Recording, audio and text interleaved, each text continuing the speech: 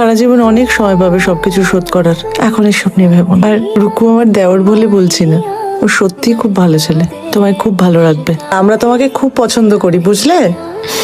আমিও আপনাকে খুব। এখন আপনি বলছো মেনে নিচ্ছি, পরে কিন্তু দিদি বলাটা প্র্যাকটিস করতে হবে। আমার কথা ভেবো না, আমি ঠিক আছি, শুধু বাবাকে নিয়ে একটু চিন্তা হচ্ছে। এই সময় সে ঠিক হয়ে যাবে, তুমি নিজের কথা ভাবো, একটু আনন্দে থাকো, সামনে বিয়ে, আর ঠাকুরকে ডাকো যেন সবকিছু তাড়াতাড়ি ভালোই ভালোই মিটে যায়। আর আমরা খুব আনন্দ করব।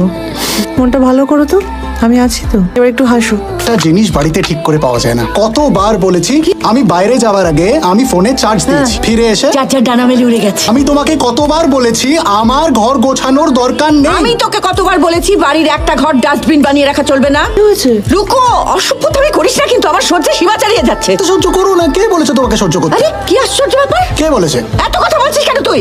তুমি এত চেঁচাচ্ছ কেন মা? তোমাকে না ডাক্তার